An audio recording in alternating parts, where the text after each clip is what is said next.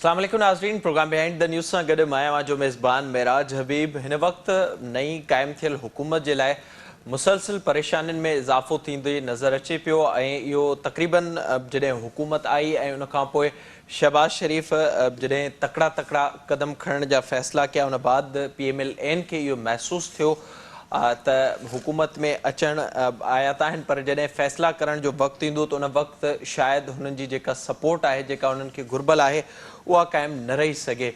उन बाबति मुसलसल मुस्लिम लीग नून जे लाइ हिन हफ़्ते जेके ख़बरूं आयूं आहिनि उहे सुठियूं न आहिनि रहियूं। ख़ासि तौर ते मईशत बाबति जेके मामला आहिनि उहे हिन वक़्त ताईं हल न आहिनि थी सघिया। हुकूमत फ़ैसिला हिन वक़्त ताईं न पई करे सघे। बहितर जेके अदालती फ़ैसिला आहिनि उन्हनि हिन हुकूमत जे लाइ वधीक परेशानियुनि में इज़ाफ़ो कयो आहे। सुप्रीम कोर्ट पारां सदारती राय ते ॿ ॾींहं अॻु रेफरेंस ते जेका राय घुरी वई हुई उन बाबति जेको फ़ैसिलो ॾिनो वियो हो, राय खां पोइ इहो इम्कानु हो इलेक्शन कमीशन तरफ़ां बि। इलेक्शन कमीशन अॼु फाइनली जेके PTI जा बाग़ी मेंबर आहिनि जिन जो तालुक़ु पंजाब सां आहे उन्हनि खे डीसीट कयो आहे। मतिलबु त जेको बहरान आहे उन में वधीक इज़ाफ़ो थियो आहे।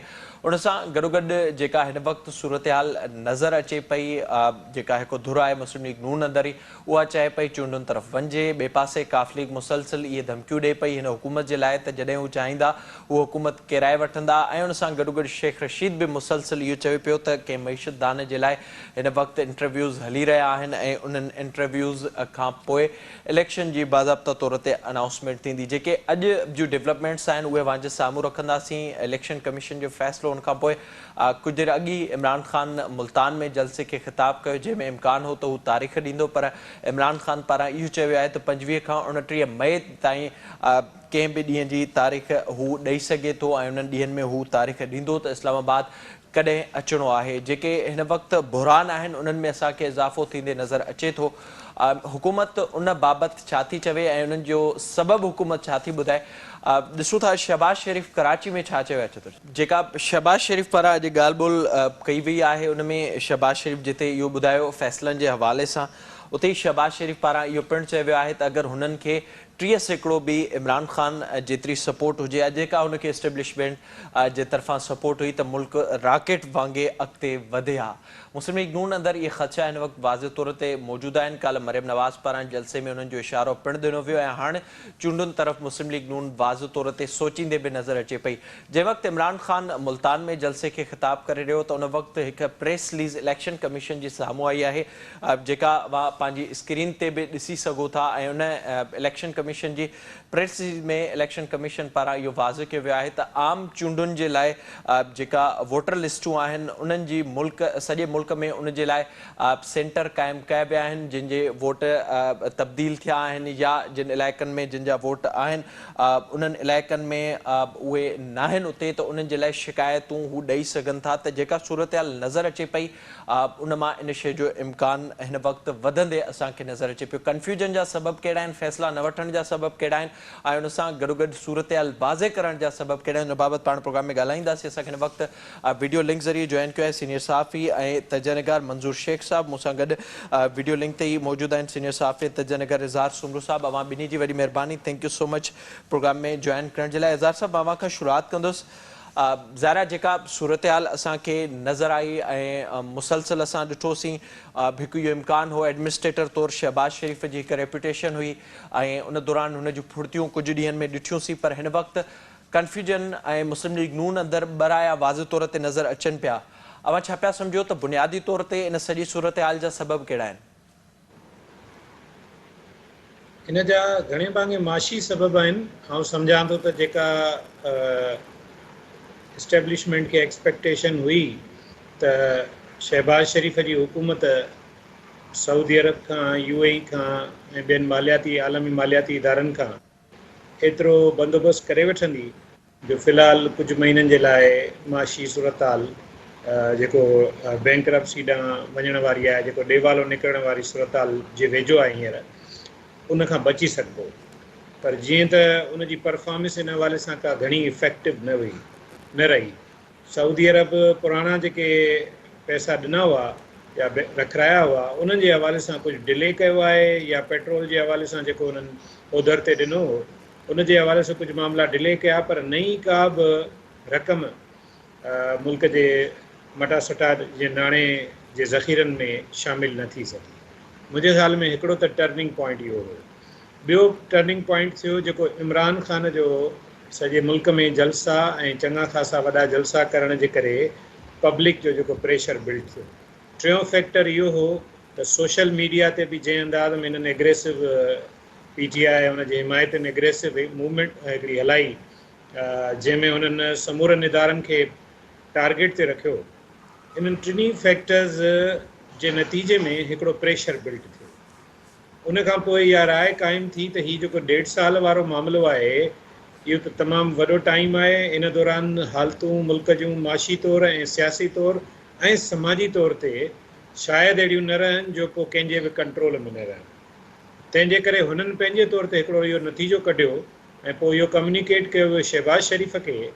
ऐं तव्हां जेको ॾिठो त लंडन ही जॾहिं वियो त हीउ वियो ई इन ॻाल्हि जे लाइ छाकाणि त ॿियूं ॻाल्हियूं जज़वी हुयूं त पीपुल्स पार्टी या उन्हनि खे हिसो ॾियणु या हुकूमतुनि में या ॿिया मामला गवर्नरशिप, पर असल में इहो आयवाश हुयो। असुलु मामिलो हुयो ई इहो त शहबाज शरीफ़ खे चयो वियो त नवाज़ शरीफ़ खां ऐं पंहिंजे इतादियुनि खां पुछी वठो ऐं बजट ॾियो, बजट खां पोइ डेट ॾियो इलेक्शन त जीअं निगरान हुकूमत जुड़े ऐं तव्हां हे महीने ॾेढ में तव्हां वञो। हाणे इन दौरान हुननि जी जेका एक्सपेक्टेशन हुई शहबाज शरीफ़ ऐं पीपुल्स पार्टी ऐं ॿियनि जी, उहा इहा हुई त भला 1.5 साल न सही असांखे 6-8 महीना मिलंदा, जंहिंमें हुननि जा पंहिंजा हिकिड़ा टारगेट्स हुआ। नंबर 1 हुननि खे इलेक्टोरल रिफॉर्म्स करणा जेके इमरान ख़ान जा, उन्हनि में तब्दीली करणी। नंबर 2 नेब जे कानून में तब्दीली करणी। नंबर 3 हुननि जे ख़िलाफ़ जेके केसिस हुआ उन्हनि ऑफिसरनि खे बदिली करे पंहिंजो प्रेशर घटाइणो हो। इहे सभु मामला पीपुल्स पार्टी जे बि इंट्रस्ट में हुआ, नवाज़ लीग जे बि इंट्रस्ट में हुआ। पर ही जॾहिं हुननि जी ॻाल्हि ॿुधण जे बजाए हीउ सॼो मामिलो ऐं फ़ैसिलो हुननि जी मर्ज़ीअ सां करण जे बजाए हिननि रखियो पीपुल्स पार्टी इतादियुनि ऐं ॿियनि जे साम्हूं, त उते सूरत हाल इहा वञी बीठी त सभिनी इतादियुनि बि हिननि ते प्रेशर कयो त हेॾी तकड़ि करण जी ज़रूरत न आहे, या त पोइ तव्हां वॾा फ़ैसिला न करियो। छाकाणि त गॾोगॾु हीउ जेको पेट्रोल ऐं बिजली वारो मामिलो आहे, इन जा अघु वधाइण वारो मामिलो आहे, इहो काफ़ी इम्पॉर्टेंट आहे माशी तौर ते।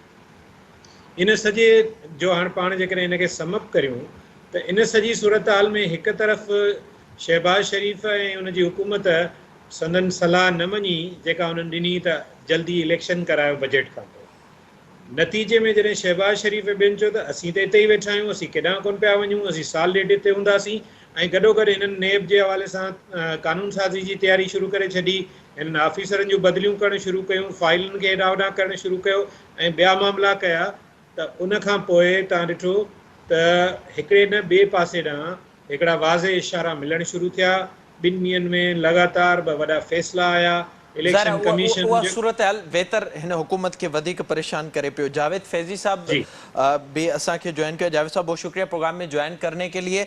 आपसे आने से पहले मंजूर साहब अवां ॿुधाए जो जीअं ज़िक्र कयो इज़हार साहब, जेका सॼी सूरत हाल असांखे नज़र अचे पई हिन वक़्तु, मुस्लिम लीग नून बार बार इहो चए पई त हुननि खे इस्टेब्लिशमेंट जी सपोर्ट खपे ॾुखियनि फ़ैसिलनि जे लाइ। इहे न थिए जो हू ॾुखिया फ़ैसिला वठनि, अवाम ते बार पए ऐं मुआशी तरह सां हुननि जे ख़िलाफ़ कंपेनिंग हले, ऐं ॿिए पासे जेका सिंपल मेजॉरिटी ते 174 नंबरनि ते बीठल हुकूमत आहे उनजा 2 मेंबर बि हेॾो हेॾे थी वञनि ऐं वरी पोइ मामिलो ॿिए हंधि हलियो वञे।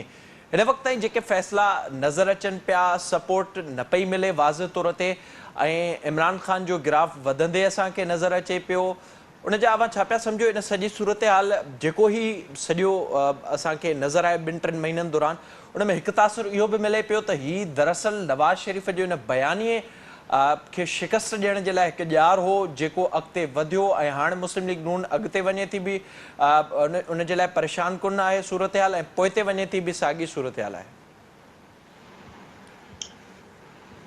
महिरबानी महराज, मां सम्झां थो त इनखे ॿ-3 हवालनि सां, 2-3 ज़ावियनि सां ॾिसण जी ज़रूरत आहे ऐं ॾिसणु घुरिजे। नंबर 1 ॻाल्हि इहा आहे त इहा जेकी ॻाल्हि आहे त नवाज़ शरीफ़ जो जेको बयानियो आहे उनखे शिकस्त ॾियण जे लाइ इहो सभु कुझु थियो, इहो कंहिंजो ख़्यालु थी सघे थो, पर मां इनखे थोरो डिफरेंट नमूने सां ॾिसां थो। उहो इहो त मुंहिंजो पंहिंजो ख़्यालु इहो आहे त पाकिस्तान जो जेको ही पॉलिटिकल सिनेरियो आहे इहो पहिरियों दफ़ो 75 साल में हिन टाइप क़िस्म जी सिचुएशन जेकी आहे उहा असांजे साम्हूं आई आहे। ऐं इनखे जेकॾहिं तव्हां सिंपल अंदाज़ में रखो, प्री प्री इमरान ऐं पोस्ट इमरान जेकी आहे उन्हनि ॿिनि सिनेरियोज़ खे जेकॾहिं साम्हूं रखो त ॿिन्ही सिनेरियोज़ में तजियो करणु ऐं शयुनि खे ॾिसण जे लाइ जेका डेटा आहे उहा डेटा जेकी आहे उहा काफ़ी डिफरेंट आहे। जेकॾहिं पाण पुराणे अंदाज़ में जेकॾहिं शयुनि खे ॾिसंदासीं त मुंहिंजो ख़्यालु इहो आहे त किथे न किथे धकु खाईंदासीं। नवाज़ शरीफ़ जेको आहे उनजो हिकिड़ो पंहिंजो अंदाज़ आहे, पीपुल्स पार्टी जो पंहिंजो अंदाज़ आहे, इहो पार्टियूं पंहिंजी जॻह ते, पर पाकिस्तान जे अंदरि जीअं चवां थो त हिन सिनेरियो में कॾहिं बि इहा सिचुएशन कोन आई आहे त फ़ौज हिकिड़ो अहिड़ो माण्हू खणी आई आहे जंहिंजे लाइ हुननि सॼो प्लान कयो ऐं एॾो हेवीली इन्वेस्ट कयो। यानी एतिरी इन्वेस्टमेंट शायदि हिस्ट्रीअ में कंहिं ते थी हुजे, मुंहिंजो ख़्यालु इहो आहे। तंहिंजे करे थिए इहो थो असांजे साम्हूं त हाणे तव्हां जॾहिं कंहिं माण्हूअ में कंहिं पॉलिटिकल पार्टी में एॾी वॾी जेकी आहे उहा इन्वेस्टमेंट कंदव जो मिलिट्री इस्टेब्लिशमेंट फ़ौजनि जा जेके ख़ानदान आहिनि उन्हनि जो बि हिकिड़ो वॾो तइदाद इन्वॉल्व थी वञो, इट मीन्स तव्हां हुनखे हिकिड़ी घर जी पार्टी जेकी आहे उहा ठाहियो आहे। हाणे तव्हां अंदाज़ो कयो त उहो जेको सॼो प्लान आहे उन में जेको पाकिस्तान जे अंदरि जेको इकोनॉमिक सिनेरियो जुड़ियो उहो इकोनॉमिक सिनेरियो अहिड़ो अचे, अहिड़ी पॉइंट ते पहुतो आहे या पहुतो इमरान ख़ान जी हुकूमत में बि जिते मुल्क जेको आहे उहो वञे पियो हथनि मां निकितो। ऐं तव्हां को बि माण्हू इन शइ खां इनकार न कंदो त जेकॾहिं पाकिस्तान जे अंदरि को वॾो इकोनॉमिक जेको हिकअप या को वॾो इकोनॉमिक हादसो थिए थो त उनजो सभ खां वॾो नुक़सानु कंहिंखे पवंदो। इहा ॻाल्हि बि तमामु चिटी आहे, क्लियर आहे। तंहिंजे करे हिन सिचुएशन में इन सिचुएशन खे हैंडल करण जे लाइ जेके स्ट्रेटजीज़ आहिनि उहे बि तमामु डिफरेंट आहिनि। हाणे मिसाल तौर ते माज़ीअ में कंहिं माण्हूअ खे कंहिं पार्टी खे दीवार सां लॻाए पियो हो त तव्हां वटि फार्मूला हूंदा, सिधा सवा ठहियल ठुकियल फार्मूला हूंदा। ऐं अॼु जॾहिं तव्हां मिसाल लेट सपोज अज़्यूम कयूं इमरान ख़ान खे तव्हांखे कंटेन करिणो आहे त उहो पुराणो फार्मूलो कोन थो हले, न हलंदो। ऐं तव्हां हिन में मॉडर्न टेक्नोलॉजी, सोशल मीडिया ऐं ॿियो जेको सॼी जेका स्ट्रेटजी आहे उहा जेकर इन्वॉल्व कयो, तव्हांजो छा ख़्यालु आहे त पीटीआई जे अंदरि जेके माण्हू वेठा आहिनि उहे पॉलिटिकली एॾा सुरीला, एॾा अकुलमंद ऐं पॉलिटिकली एॾा मेच्योर आहिनि जो सभिनी पार्टियुनि खे जेको आहिनि उहे शिकस्त ॾेई वेठा आहिनि? नो। हिन जे अंदरि जेका इन्वेस्टमेंट जो हिकिड़ो वॾो पासो आहे, हिन ते तव्हां ज़रूरु सोचियो, उहो इहो आहे त जेके माण्हू पॉलिटिकल स्ट्रेटजी, प्रोपेगेंडा ऐं इन्हनि सभिनी शोबनि में इंतिहाई महारत रखनि था, जेके तव्हांखे साम्हूं नज़र बि कोन था अचनि, उनजो बि हिकिड़ो वॾो रोल आहे। हाणे दुनिया जहान में हिकिड़ो लॾो जेको आहे फैलियल आहे, तव्हां जॾहिं तजियो कंदो त रुगो पाकिस्तान जे अंदरि कोन, पाकिस्तान जे ॿाहिरि बि हिकिड़ी ख़ासि सोच आहे जेका हाणे इमरान ख़ान जे करे कोन पर हिकिड़े वॾे अरसे खां उन्हनि ते बि कमु थियो आहे। त तंहिंजे करे हाणे जेकी सिचुएशन मूंखे नज़र अचे थी उहा इहा थी अचे त इन सिचुएशन में ज़ाहिरी ॻाल्हि आहे तव्हांजी मिलिट्री इस्टेब्लिशमेंट आहे, उन वटि बि इनडिसीशन आहे। पोइ चङे नमूने सां चिटो डिसीशन कोन्हे, उन्हनि खे इहा पक आहे त मुल्क जो देवाल पड़ो निकिरंदो या मुल्क जी सूरत इकोनॉमिकली ख़राब थींदी त सभ खां वधीक नुक़सानु उन्हनि खे थींदो, या इहो कंसर्न हुते मौजूदु आहे। पर साॻे वक़्तु मुस्लिम लीग नून जे लाइ बहरहाल इहो वॾो सुवाल त आहे न त जेकॾहिं तव्हां इकोनॉमी रिपेयर करण जे लाइ लॻो त असां इकोनॉमिस्ट न आहियूं, पर असां इहा ॻाल्हि तस्लीम कंदासीं। 100 सवा इकोनॉमिस्टनि खे पाण ॿुधो आहे, उहे चवनि था त भाई इकोनॉमी खे तव्हां रिपेयर कंदो, उनखे ठीकु कंदो, उन जे लाइ टाइम लॻंदो। ऐं पाकिस्तान जे अंदरि त फौरी क़िस्म जा मसइला एॾा ख़तरनाक आहिनि जो तव्हां जेकॾहिं पेट्रोल जो अघु ई वधायो त ज़ाहिरी ॻाल्हि आहे माण्हुनि ते बम छा एटमी बम किरंदो। ज़रा उन जो वाज़ो तौर ते ज़िक्र मुसलसल मुस्लिम लीग नून बि कंदे असांखे नज़र अचे पई ऐं पॉलिटिकल जी क्विकली सर उन में हिकिड़ी ॻाल्हि मां को शामिल कयां, हिकिड़ी ॻाल्हि शामिल कयां, उहा इहा त हिकिड़ी ॿी साइड बि आहे जेका असांखे ॾिसणु घुरिजे। उहा इहा आहे त जेकॾहिं मिसाल लेट सपोज मुस्लिम लीग नून जेको आहे उहा हथु विझे थी ऐं इमरान ख़ान जेको आहे उहो पोइते नथो वठे त तव्हां इमरान ख़ान खे नॉर्मल पुलिस सां तव्हां हैंडल नथा करे सघो। ऐं जेकॾहिं खूनी क़िस्म जी सूरत हाल थिए थी त पोइ तव्हां सिविल हुकूमत जे एड में तव्हां कंहिंखे घुराईंदा आहियो। सारी ॻाल्हि आहे, इहे गारंटीज़ एश्योरेंसिस घुरिजनि थियूं, तंहिंजे करे मुस्लिम लीग नून खे वक़्तु लॻे थो। बाक़ी ॻाल्हि इहा आहे त ॿियूं पॉलिटिकल पार्टियूं जेके आहिनि उन्हनि खे बि ॾिसण जी ज़रूरत आहे। छा ज़ाहिर ज़रदारी साहब जी बिल्कुलु स्ट्रेटेजी बिल्कुलु जेकी मंजूर आहे, साहब पाण इन ते ॻाल्हायूं था। जावेद साहब भी असां सां गॾु मौजूद है। जावेद साहब बहुत शुक्रिया सर ज्वाइन करने के लिए। जो आज सूरत हाल हमें नज़र आ रही है, ज़ाहिर खान साहब ने कुछ देर पहले जो जलसे में बात की है वो ये कह रहे हैं कि 25 से 30 के दरमियान ही कोई वो फैसला करेंगे, इस्लामाबाद की डेट देंगे कि कब आना है। इस वक्त आपको क्या सूरत हाल लग रही है और मुस्लिम लीग नून के अंदर जो मुख्तलिफ राय सामने आ रहे हैं उसकी बुनियादी तौर पर वजूहात आपको क्या नजर आ रही हैं और बड़े फैसले ना लेना उसकी बुनियाद क्या है?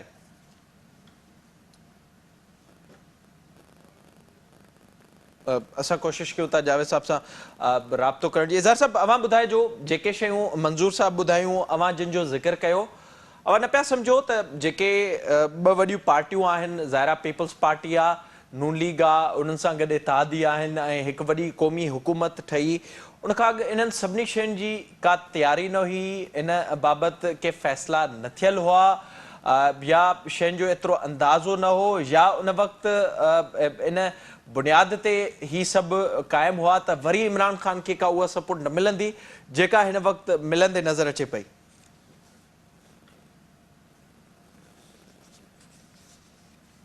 इज़हार साहब, इमरान ख़ान जो जेको मामिलो आहे उहो कुझु हक़ीक़त ते ॿधल आहे ऐं कुझु उनजो इम्प्रेशन बि बिल्ड पियो कयो ऐं उनजो सबबु ॾाढो सादो ऐं सिधो त जेको मंज़ूर साहब चयो ऐं उनखे वधीक रुॻो एलोबरेट थो कयां। पाकिस्तान में जिन बि वज़ीर आज़मनि खे लाथो वियो आहे उन्हनि सां कहिड़ी ट्रीटमेंट थींदी रही आहे, अगरि तव्हां पोइ यकी 30-40 सालनि जी तारीख़ कढो। ऐं पाकिस्तान में त इहो रहियो आहे त बेतौकीरी वारो रवैयो रखियो वियो आहे, जेके हुक्मरान हटाया वेंदा आहिनि। फ़िरोज़ ख़ान नून खे त चवंदा महीने जे अंदरि हटाए छॾियो। सो हिन क़िस्म जा रवैया माज़ी में रहिया आहिनि। पर तव्हां इमरान ख़ान जे हवाले सां ॾिसो त जेके बि माण्हू मैटर कनि था, जेके बि इदारा मैटर कनि था, उन्हनि जो इमरान ख़ान ॾांहुं रवैयो कहिड़ो आहे? अपोलोजेटिक, मादरत ख़्वाना।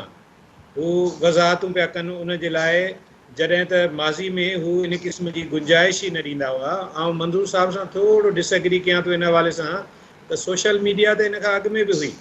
सोशल मीडिया जो इन मुल्क में इंट्रोडक्शन इन जो बेनज़ीर भुट्टो करायो पंहिंजी हुकूमत में सभ खां वधीक, वरी उन खां पोइ परवेज़ मुशर्रफ उनखे हथी ॾिनी।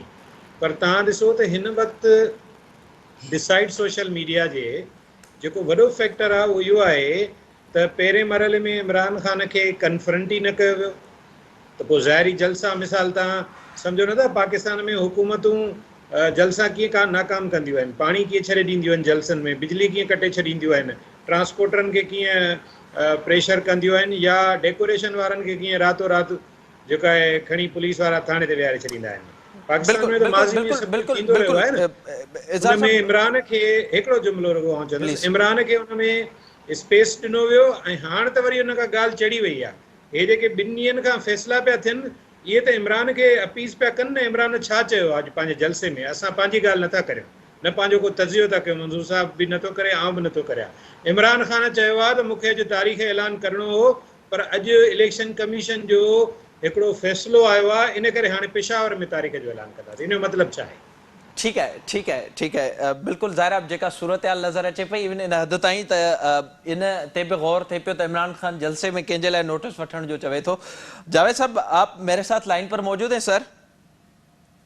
मैं सुन रहा हूँ सर बहुत शुक्रिया ज्वाइन करने के लिए। बताइएगा जो सूरत हाल हमें इस वक्त नज़र आ रही है, ज़ाहिर जो हुकूमत आई थी तो उस वक्त ये इम्कान था शहबाज शरीफ साहब एक अच्छे एडमिनिस्ट्रेटर हैं, वो बड़े फैसले करेंगे और मुल्क को सही सिमत में लाने की कोशिश करेंगे, पर अब हमें हर तरफ इस वक्त कन्फ्यूजन नज़र आ रही है हुकूमत की जानिब से और खान साहब फिर से उभरते हुए नज़र आ रहे हैं और शहबाज शरीफ साहब ये कह रहे हैं कि जितनी सपोर्ट इमरान खान को थी इस्टेब्लिशमेंट की जानिब से अगर 30% भी उनको होती तो मुल्क रॉकेट की तरह आगे ले जा सकते हैं। आप किस तरह से देख रहे हैं सूरत हाल को? देखिए, जहाँ तक कंफ्यूजन की बात है, मुझे इस्लामाबाद में तो बहुत ज्यादा नजर नहीं आ रही। डेफिनेटली सोशल मीडिया का दौर है। मीडिया पे जिस तरह खास साहब के खिताबात हैं और जिस तरह वो सतही गुफ्तगू भी कर रहे हैं कि अपनी बेटी की उम्र की मरियम के बारे में जिस किस्म के अल्फाज भी कह रहे हैं, इस पे तो मायूसी हो सकती है। लेकिन देखिए, असल कहानी ये है कि क्या हमने इस मुल्क को आगे लेके चलना है या नहीं लेके चलना। अगर तो हमने ये फैसला कर लिया कि मुल्क के मसाइल हल करने हैं, और आप क्या समझते हैं कि छोटे बच्चे और नोने काके तो नहीं है ना, जनाब जरदारी भी और जनाब नवाज शरीफ भी और मौलाना फजल रहमान भी, इनको भी तो ये पता था ना सारी चीजों का कि सूरत हाल क्या है, मुआशी तौर पे हम कहाँ खड़े हैं। अगरचे शायद खाकान अब्बासी साहब के बकौल के इतना ज्यादा उलझा हुआ मामला था, इतनी ज्यादा बदहाली थी, जबूहाली थी, ये हमें अंदाजा नहीं था। लिहाजा इस्लामाबाद में जो लोग बैठे हुए हैं इस वक्त इक़्तिदार में, उनके नजदीक ये फटाफट वाला काम नहीं है, और अभी वो फौरी तौर पे ना तो कहीं जाने की मूड में है ना पोजीशन में है। रह गई बात इस्टेब्लिशमेंट की, तो देखिए, आप फौज को मुल्की मामलात से, उसके दिफा के मामलात हो या दीगर मामलात हो, मैं सियासत की बात नहीं कर रहा, लेकिन बाकी मामलात से आप निकाल नहीं सकते। आप बिल्कुल टोटल न्यूट्रल हो जाना, और बिल्कुल जो आप जिस तरह कांधे पे बिठा के और गोद में उठा के खास साहब को पहले फिर रहे थे, मेरा ख्याल है कि शहबाज शरीफ साहब को अगर गोद में ना भी उठाएं, कांधे पे ना भी बिठाएं, तो कम से कम जो मुल्की मामलात के हवाले से, इसके इस्तेहकाम के हवाले से फौज को करना चाहिए, वो करेगी भी, और शायद इसी तरह से शहबाज शरीफ साहब का इशारा था। ठीक है सर, लाइन पर रहिएगा आप। जेका सूरत हाल आहे उन ते पाण प्रोग्राम में वधीक ॻाल्हाईंदासीं। ते वक़्तु हिकु नंढे ब्रेक जो, असां सां गॾु रहिजो।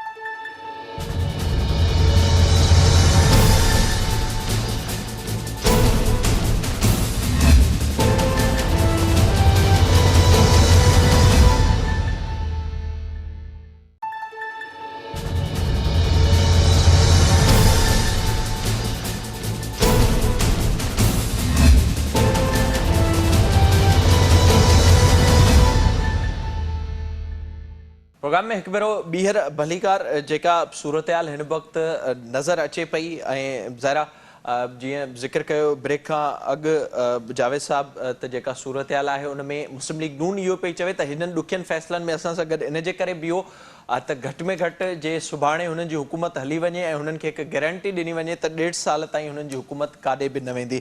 मंज़ूर साहब, अवां छा पिया सम्झो जेका सूरत हाल हिन वक़्तु नज़र अचे पई, शाहिद खाकन अब्बासी जो जीअं ज़िक्र कयो जावेद साहब, ऐं मुसलसल हुन जो ज़िक्र थिए पियो, शहबाज शरीफ पारां बि अॼु ज़िक्र कयो वियो आहे, एस्टेब्लिशमेंट तरफ़ां ख़ातिरी न पई अचे। असां ॾिसंदा आहियूं जॾहिं वक़्तु हूंदो आहे त कहिड़े तरीक़े सां सूरत हाल थींदी आहे, ऐं सऊदी अरब में जॾहिं इमरान ख़ान वियो हो ऐं पहिरियों हुनखे नाकामी थी, त उनखां पोइ बाज़ाब्ता तौर ते असांखे सरबराह बि नज़र आया हुआ फ़ौज जा। उन सां गॾु साॻी ॻाल्हि नून लीग बि हिन वक़्तु करे पई त असां सां वेहो ऐं वेही करे मामलनि खे तइ कयो त कहिड़े तरीक़े सां सूरत हाल खे अॻिते हलाइणो आहे, ख़ासि तौर ते मुआशी लिहाज़ खां।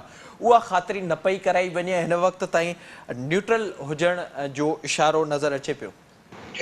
हाणे हिकिड़ो ॿियो सिनेरियो चिटियूं था, थोरो हिकिड़े ॿिए पासे खां, हिकिड़े ॿिए एंगल खां बि ॾिसण जी ज़रूरत आहे। उहा इहा त हिकु त इमरान ख़ान जेका अॼु चयो त भई 25 खां 29 ताईं, यानी जेको तक़रीबन कोई आख़िरी हफ़्तो जेको आहे हिन महीने जो, उन में पाण कंदासीं, ऐं हीअ नई सिचुएशन पैदा थी आहे। ऐं इहा नई सिचुएशन इहा आहे त DC थिया आहिनि पंजाब जा जेके असां वारा लोटा, ठीकु आहे।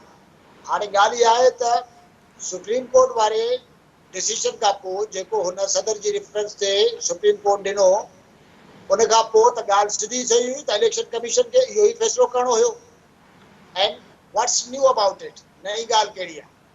त तंहिंजे करे मां बीइंग अ जर्नलिस्ट जेको आहे उहो थोरो 2-3 सवाल ज़रूरु उथारिया थो, ऐं सोचण जे लाइ जेको आहे उहो इज़हार ॾे, ऐं तव्हांजे लाइ हिकिड़ी ॻाल्हि फिटी थो कयां त आख़िर इहो 25 खां 29 ताईं, ऐं प्लस अॼु न सुभाणे न ॿिए ॾींहुं अचण वारे ॾींहं ते असां कोर कमेटी जो फ़ैसिलो था कयूं, ऐं उन फ़ैसिले में उते असां ऐलान कंदासीं त तव्हांखे कहिड़ी तारीख़ ते अचिणो आहे, तंहिंजे करे तव्हां जेको आहे उहो कयो, तयारी कयो। हाणे इन जा 2-3 एस्पेक्ट्स ॾिसो। इन जो हिकिड़ो एस्पेक्ट इहो आहे त पर्दे जे पोयां मूंखे 2-3 शयूं नज़र अचनि थियूं जेके यकीनन मूव थियो आहिनि ऐं मूव थींदियूं उन में हिकिड़ो मामिलो इहो आहे त मिलिट्री इस्टेब्लिशमेंट ज़ारी ॻाल्हि आहे को कंसेसस डिसीजन जे लाइ कंटिन्यूसली कोशिश करे पई now it is against Imran और it's in favour of Imran मां फ़िलहाल इन ते कोन थो अचां पर हिकिड़ी मूवमेंट हिकिड़ो सिनेरियो जेको आहे पॉसिबल जेको आहे इहो आहे ॿी ॻाल्हि इहा त तव्हां सोचियो त हाणे जेकॾहिं हू लोटा विया त इन जो मतिलबु आहे त हिकिड़ी पॉसिबिलिटी इहा बि आहे त पंजाब जे अंदरि पीटीआई जी हुकूमत हिकु दफ़ो वरी बि अची सघे थी वाई नॉट ऐं परवेज़ इलाही जो चीफ मिनिस्टर थियण जो जेको चांस आहे उहो इहो आख़िरी चांस आहे न त नॉर्मल सिचुएशन में परवेज़ इलाही खे चीफ मिनिस्टर केरु कंदो ॻाल्हि सम्झो था त हाणे इमरान ख़ान इन पासे ॾांहुं बि सोचींदो हुजे त जेके ॿिया असांजी जेके धुरियूं आहिनि जेके तादी आहिनि थोरा घणा जेके बचा आहिनि उन्हनि जा पॉलिटिकल मफ़ाद बि त आहिनि न परवेज़ इलाही जेको आहे उहो इमरान ख़ान वांगुरु सचो पको मुस्लमान ऐं अमीन ऐं सादिक त ज़ारी ॻाल्हि आहे कोन्हे इमरान ख़ान उनखे ईअं रिकग्नाइज़ बि न कंदो हिकिड़ो ॿियो साइड बि ॾाढो इम्पोर्टेंट त मुस्लिम लीग नून जो रुॻो असां इहो पासो था ॾिसूं त मुस्लिम लीग नून इंतज़ारु थी करे त असांखे मिलिट्री इस्टेब्लिशमेंट इशारो ॾे असां सां बीहे वग़ैरह वग़ैरह पर तव्हां साॻे वक़्तु ॾिसो त मुस्लिम लीग नून जा काफ़ी माण्हू जेके आहिनि उहे बाक़ाइदा बाज़ाब्ता तौर ते जॾहिं चवनि था त इमरान ख़ान जो इहो गंद असां छाजे करे साफ़ कयूं प्लस मरियम नवाज़ गुजरात जलसे में तव्हां ॾिठो त हुन क्लियर कट चयो माण्हुनि खां पुछो त असांखे इहो करणु घुरिजे न करणु घुरिजे माण्हू चवनि पिया न करणु घुरिजे ज़ारी ॻाल्हि आहे हाणे इहो हिकिड़ो इनखे बि मां हिकिड़ो प्रेशर टेक्टिक्स जो हिकिड़ो अहिड़ो तरीक़ो सम्झां थो जंहिंमें मुस्लिम लीग नून पंहिंजी फॉलोइंग जेकी आहे पंहिंजे ग्राफ खे मरियम जे थ्रू मेंटेन रखण जी कोशिशि करे पई ऐं गॾोगॾु ॿिए पासे ॾे जेको आहे हुकूमत जे अंदरि रहंदे मिलिट्री इस्टेब्लिशमेंट खे इहो पैगाम ॾिए पई त इहा ॻाल्हि चिटी आहे त मुस्लिम लीग नून तव्हांजो माशी सूरताल खे ठीकु करण वारो तव्हांजो टारगेट तेसिताईं पूरो न कंदी जेसिताईं हे मामिलो जेको आहे हिन मामले में तव्हां सिधा थींदो हिकिड़ी शइ अञा बि ॿिए नमूने सां ॾिसो उहा इहा आहे त जॾहिं तव्हां IMF सां ॻाल्हियुनि जे सिलसिले में तमामु वेझा थी वेंदा त पोइ शायदि मुंहिंजो ख़्यालु आहे त हिकिड़ो पॉइंट अहिड़ो अची सघे थो इट्स माई गट फीलिंग ऐं सोचां थो त तव्हां आख़िर पेट्रोल जा अघ जेके ॿिया जेके IMF सां जेको अग्रीमेंट आहे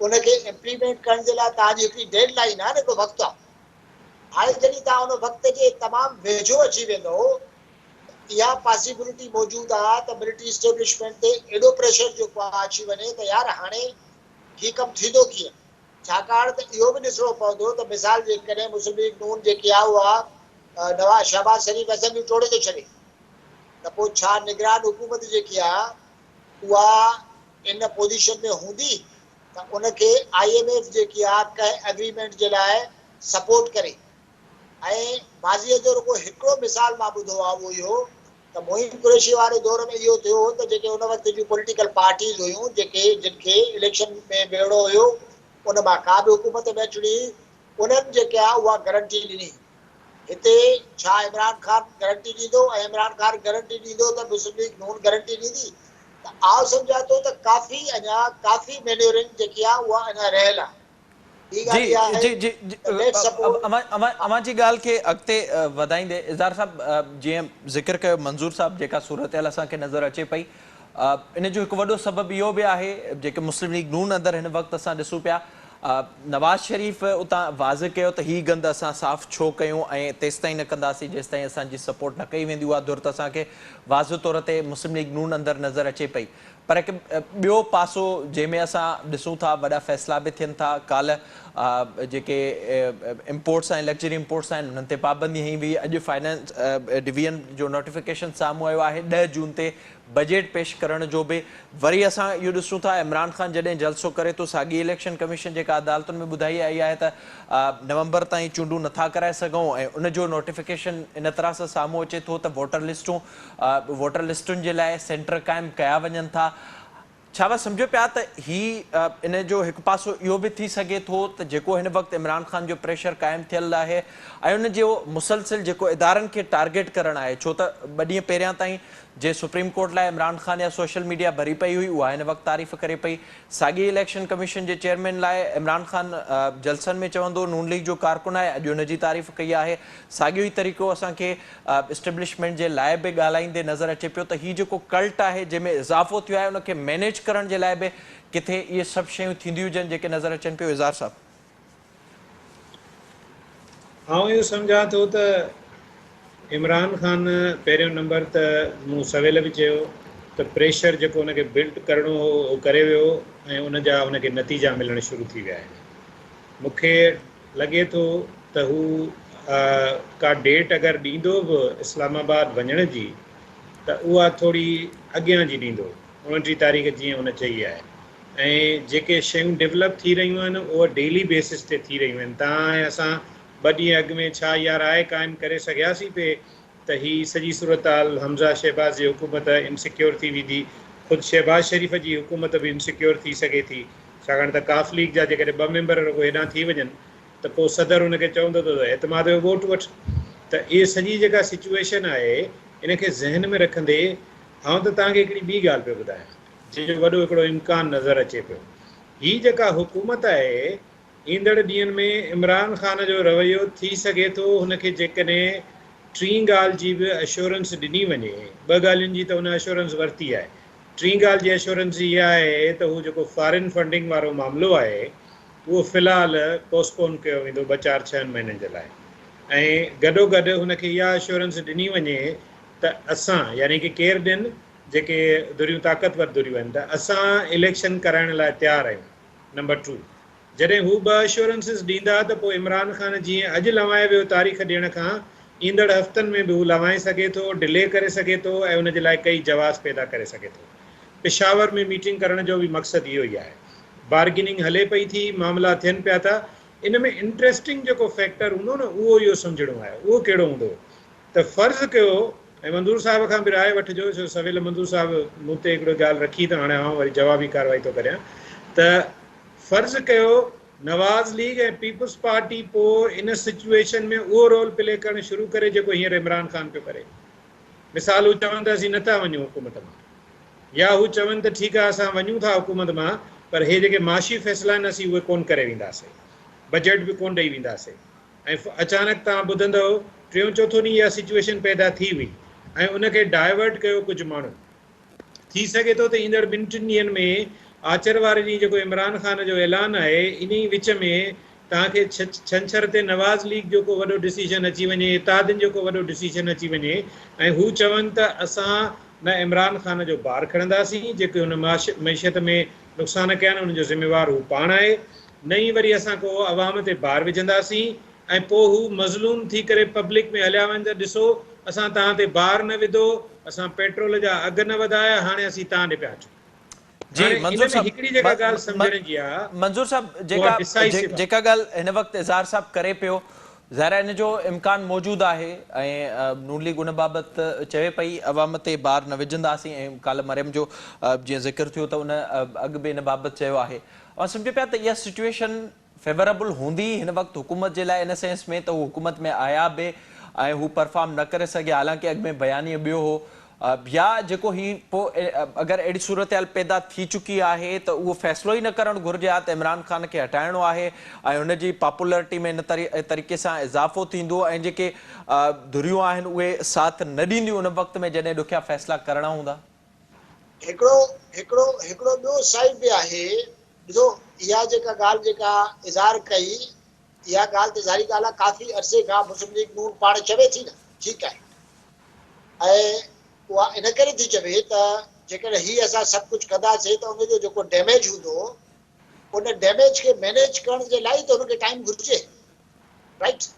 नंबर 1 पहिरीं ॻाल्हि इहा आहे त इहो त थियो हिकिड़ो एस्पेक्ट, पर इहो बि चवां थो त जेको असां जेको मैसेज जेको असांजे हिकिड़ो इन टाइप अचे थो न त इमरान ख़ान चवे थो हुनजो ख़्यालु इहो आहे त हू एतिरो इनफ प्रेशर जेको आहे उहो क्रिएट करे वियो आहे जो हाणे इहे इदारा जेके आहिनि जंहिंमें मिलिट्री इस्टेब्लिशमेंट हिकिड़ो इदारो आहे, उन में सुप्रीम कोर्ट ऑफ पाकिस्तान हिकिड़ो इदारो आहे, इलेक्शन कमीशन जेकी आहे उहा जेको आहे पंहिंजो उहो इदारो आहे। इन्हनि सभिनी खे हू अंडर प्रेशर आणे वियो आहे।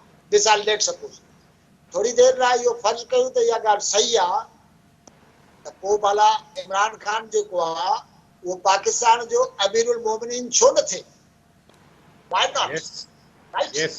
नंबर ॿी ॻाल्हि इहा, यानी हुनखे हक़ थो थिए, हाणे हू हुनखे फुल हक़ आहे त पाकिस्तान जो हिकु अहिड़ो लीडर आहे जेको अचे पाकिस्तान में वेहे, जंहिंखे न जमहूरियत जी ज़रूरत आहे न कंहिं शइ जी ज़रूरत आहे, हिकिड़ी पंहिंजी काउंसिल ठाहे ऐं पाकिस्तान खे नओं पाकिस्तान ठाहे, मदीने जी रियासत ठाहे, अलाए कहिड़ी कहिड़ी रियासत ठाहे। माना काबुल पर मॉडल, थोरो तव्हां चओ था काबुल मॉडल, ईअं सही? जेको जेको मां फ़िलहाल हुन मॉडल ते जे नाले ते कोन थो वञा त पोइ हुनखे हक़ आहे। पर हिकिड़ी ॿी ॻाल्हि तव्हां ॾिसो, हाउ इज़ इट पॉसिबल त पाकिस्तान जी मिलिट्री इस्टेब्लिशमेंट चाहे पाकिस्तान जे सभिनी पॉलिटिकल पार्टीज़ खे जनम ॾिनो आहे। छाकाणि त पाकिस्तान जी जेका फॉर्मेशन आहे, पाकिस्तान जो जेको ठहणु आहे ऐं उन खां पोइ उनजो जेको सॼो पॉलिटिकल प्रोसेस आहे उहो त हिस्ट्रीअ जे किताबनि में चिटे नमूने सां बग़ैर शक जे, बग़ैर कंहिं परेशानीअ जे असांखे ख़बर आहे न सभिनी खे।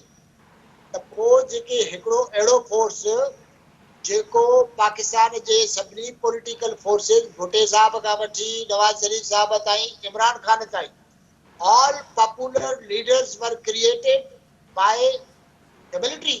हिन में त को शक न आहे। हाणे जेकॾहिं पाकिस्तान जे अंदरि थोरो सोचियो त उहो जेको माई बाप आहे, उन माई बाप जे मथां अचे इमरान ख़ान वेहंदो। Just think about it. यानी हुनजे ज़हन में जेको मॉडल आहे उहो त कॾहिं पाकिस्तान जी मिलिट्री इस्टेब्लिशमेंट जे ज़हन में बि कॾहिं न आयो हूंदो। पर मंज़ूर साहब, तव्हांजी ॻाल्हि खे कटियां थो, हिकिड़ी ॻाल्हि जो मां बि हिकिड़ो सुवालु अव्हां खां पुछां थो महराज साहब जी इजाज़त सां, जी त प्लीज़। हे जेको इमरान ख़ान अचे थो, पाण ॿियूं सभु ॻाल्हियूं कयूं था, जलसनि जी ॻाल्हि कई, सभु ॻाल्हि इमरान कई, पर मूंखे अलाए छो ईअं लॻे थो नवाज़ शरीफ़ जो ऐं हुनजी पार्टी जो मिज़ाज बि कुझु इन क़िस्म जो आहे। हू चाहिनि था त हे भले इस्लामाबाद अचे ऐं पोइ राणा सनाउल्लाह वारो फॉर्मूलो लॻाइजे, उन में उन्हनि खे पॉलिटिकली बेनिफिट आहे या न, इन ते अव्हां ॻाल्हायो। एग्जैक्टली, इज़ारियत वारी ॻाल्हि सही आहे। मुंहिंजो जेको मुस्लिम लीग नून वारनि सां जेको आहे उहो 10-15 ॾींहंनि जे अंदरि जेको इंटरेक्शन आहे, उन में हुननि खे राणा सनाउल्लाह जे जेको आहे सलाहियतुनि ते जेको आहे उहो भरपूर एतमाद आहे। इन में को शक न आहे। पर उन में हिकिड़ो ॿियो साइड आहे जेको ॾाढो इम्पोर्टेंट आहे, उहो मुस्लिम लीग नून खे बि ख़बर आहे, उहो ख़तरनाक थी सघे थो। छाकाणि त इमरान ख़ान जे स्टाइल जो लीडर आहे ऐं हुनजी फॉलोइंग जंहिं क़िस्म जी आहे, उहा जेकॾहिं का इन टाइप सिचुएशन पैदा करे थी जंहिंमें ख़ुदा न ख़ासा जेको आहे उहो वॾी रतोछाड़ थी सघे थी। छाकाणि त कादरी वारे लास्ट एपिसोड जे नतीजे में मुस्लिम लीग नून ते मंजूर वॾा साहब, छा इहो इन सेंस में पॉसिबल आहे जॾहिं असां ॾिसूं था इमरान ख़ान जेका ॻाल्हि करे थो ॿिए ॾींहं ते उन्हनि शयुनि ते नोटिस थिए थो ऐं इन तरह जी इन हद ताईं सपोर्ट हासिल आहे ऐं उन सूरत हाल में जीअं अवां ज़िक्र कयो पिया, अहिड़ी सूरत हाल पैदा थिए, नून लीग इन हद ताईं हली वञे? हिकिड़ो जुमिलो चवां थो इन ते मंज़ूर साहब, हाणे ॾिसो इन में हिकिड़ो रुगो नुक़्तो सम्झो, पोइ मंज़ूर साहब कंटिन्यू करे। नुक़्तो छा आहे, जेके ताक़तवर दुरियूं आहिनि, इदारा आहिनि, जिन जी ॻाल्हि मंज़ूर साहब हींअर कई, उहे सभु असल में चाहिनि इहो था न त इस्लामाबाद न अचे न। ॿियो कहिड़ो मक़सदु आहे हुनजी ॻाल्हि, हुनखे ख़ुशि करण जो या हैप्पी करण जो, जेको हींअर हिननि फ़ैसिला कया आहिनि। पर नवाज़ लीग हिकिड़ी पॉलिटिकल पार्टी आहे। हू चए थी, तव्हां हुनजो बयानु ॿुधो न तव्हांजे ख़ाकान अब्बासी जो, छा चई अथई, भली जलसो बलसो करे, भले धरणो बि हणे।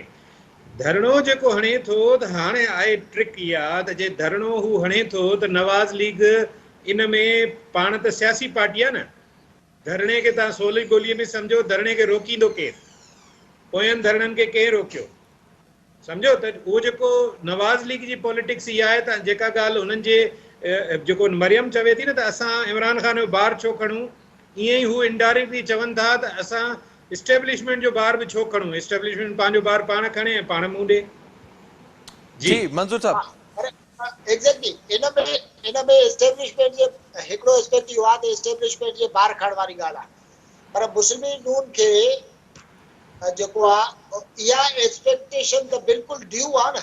इन जो हर हुकूमत खे हक़ पहुचे थो त जेकॾहिं कंहिं हिन सिचुएशन में सूरत हाल कंहिं अहिड़े पॉइंट ते पहुचे थी जिते तव्हांखे सिविल सर्विस जे एड में तव्हांखे पैरामिलिट्री फोर्सिस घुर्जनि था, मिसाल लेट सपोज, त पोइ उन जे लाइ आइन में तरीक़ेकार मौजूदु आहे ऐं तव्हां उन तरीक़ेकार मुताबिक़ मूव कयो ऐं तव्हां एक्स्ट्रा फोर्सिस वठा, ठीकु आहे। त पोइ इन जो मतिलबु आहे त हू ॾिसंदा त राणा सनाउल्लाह त हिकिड़े एस्पेक्ट खे कवर कंदो, पुलिस जो यूज़ कंदो ऐं is a very effective person. घणा माण्हू चवनि था ॾाढो इफेक्टिव पर्सन आहे, पर जेकॾहिं मिसाल इमरान ख़ान जेको आहे उहो कंहिं सूरत हाल में ओचितो फ्रस्ट्रेशन में पोइ अहिड़ो ऐलान करे छॾियो थो त जेका शइ अचेव उनखे ड्रायो, जेका शइ अचे उनखे बाहि ॾियो, जेको तव्हांजो अपोजिशन वारो माण्हू अचे पुलिस आहे उनखे मारियो। त पोइ इन सिचुएशन जे लाइ तव्हांखे जेका इदारनि जी सपोर्ट इन हवाले सां त इदारा पंहिंजे आइनी हदुनि में हुकूमतुनि जे हुकुमनि जो जेको आहे उहो उनजी तामील कनि, उन्हनि खे फॉलो कनि। इहा एक्सपेक्टेशन त ज़ाहिरी ॻाल्हि आहे मुस्लिम लीग नून जी बिल्कुलु जाइज़ आहे ज़ाहिर न। उन तरफ़ वाज़िह तौर ते नून लीग जो मौक़िफ़ नज़र में अचे। वॾी महिरबानी इमाम जी, थैंक यू सो मच। मंज़ूर साहब, इज़हार साहब, प्रोग्राम में वक़्तु ॾियण जे लाइ। जेका सूरत हाल नज़र अचे पई, इमरान ख़ान खे अॼु ऐलान करिणो हो ऐं ऐलान न करण जो जेको हिकु वॾो सबबु आहे, तारीख़ जो बाज़ाब्ता तौर ते ऐलान करिणो हो, उनजो हिकु वॾो सबबु इहो बि आहे त इमरान ख़ान खे हिन वक़्तु इहो इंतज़ारु आहे ऐं हुन जा जेके मामला आहिनि उहे कंहिं हद ताईं तइ थिया आहिनि ऐं वाज़िह तौर ते नून लीग इन जलसे खां अॻु बि इन शइ जो इशारो ॾेई चुकी आहे ऐं शहबाज़ शरीफ़ अॼु कराची में इहो ज़िक्र वाज़िह तौर ते कयो आहे।